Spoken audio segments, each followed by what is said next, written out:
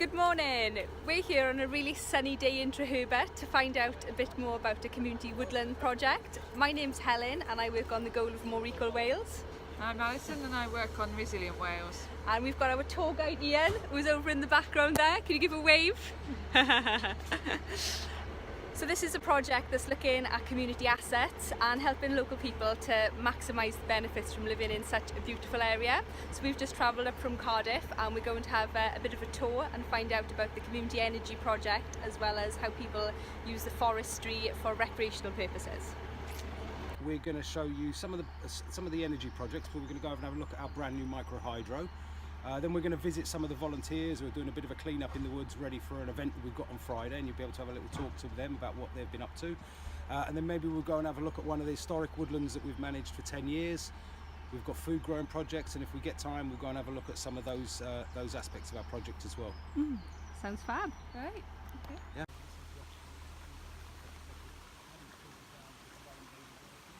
So this is Cwm and above us is the Cwm Triple SI site, and it's an absolutely beautiful site, and we were really lucky to be able to put our micro hydro intake inside of the Triple SI site, but it's a beautiful site, but you'll get to see a bit more of it as we go around, I'm sure.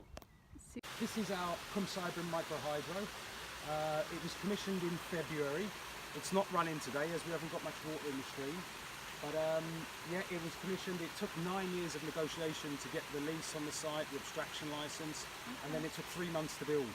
So we like the build phase of it, I think is the key bit. Yeah, it generates 29 kilowatts of energy, and we're told that that's around 16 of our valley homes. And it's we just think it's a really lovely way to generate energy. It's low impact, and it's definitely created a conversation in our community, this particular system. So it's we hope to do a few more of these. So what were some of the blockers? Why did it take so long to get it off the ground? So I think there was a lot to do with confidence in community organisations, and it was as much on our part to build up our capacity to be able to take on these leases as I think the little lack of confidence from the statutory sector. So, and I think it was about us both working together to address that, and that's what we've done. So yeah, we've spent a year working and investing time and money in our volunteer group, because it's them we want to be leading the project, and it's really powerful stuff, because I take some referrals from people who've been out with quite a long time, really low in confidence. Some have been out of the house for a year or two. And it seems that they seem to engage much quicker when we let our volunteers take the lead. Because I had a volunteer say recently saying, oh, Chris was a bit like me last year, he wasn't doing much, and he said, oh, look at him now, he's really busy, I want to be like him next year. And within a couple of months, he actually is. So it is that peer-led thing. I think it's really important stuff for me. So it's much more powerful when a new person comes and they can see the group members taking the lead, making the decisions, delivering activities. I think they see more of a place for it for themselves as well then, and they do tend to develop really quickly. We've got a wide range of volunteers. They all bring kind of different skills in with them. So we've got Adrian, does a lot of green woodworking, carves from a log to a spoon in about an hour, and they look amazing. Jason does a lot of fire, especially with the kids, so he's passing on the fire like the skills to the kids. Ian as well. And we have got a group of kids now, so we've got two 14-year-old boys who actually now go and they set up a separate group for the kids. So we've got a kids group now, and once they've passed their safety test with the fire lighting, the axe and the knife, they go up and they have their own fire. That's their little fire in the corner. So the kids have their own little space, and we've got a couple of older kids that supervise the kids project. And some of them now are Welsh speakers, and they are speaking Welsh. Because I've started promoting the Welsh language bit within our project, because I'm one of the few Welsh speakers. And I didn't think I would be able to get kids to use Welsh on a Saturday out in the woods, and actually they really enjoy it.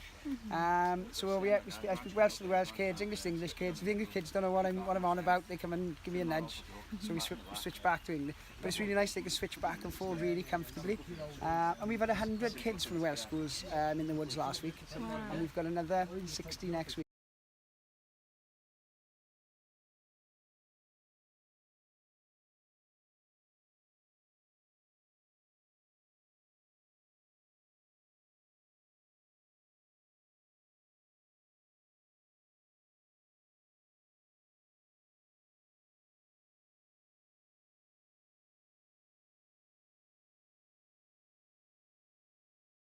Well camping there, just up in the woods, get under the tarp. we all sleep in hammocks. So when you say a tarp, one of these things? Yeah. Ah, and then you put the hammocks up yourself as well? Yeah, you put the hammocks in between two trees and just stay there then, so it's beautiful. Like when the weather's turning now, so we just have the tarp and just cowboys sleep on the floor then. Just around the fire, keep it warm. Oh, and I'm loving this campfire thing with the little kettle on it as well. That is like the best way to make your coffee, isn't it? It's great, man. Yeah. Okay. Yeah, I'm Phil Dickery, I'm one of the directors of W2OW Limited, but I'm also the associate pastor at the Baptist Chapel, and we're trying to use the front of it to tie in with the food project. We're going to have a pay-as-you-will cafe. We are linked in with the Real Junk Food Project, and we're going to use that to meet food poverty, but also meet food waste in a way that is accessible to everybody, and that will tie in with the food chain and what we're doing to create businesses. The same chefs will be working there with junk food.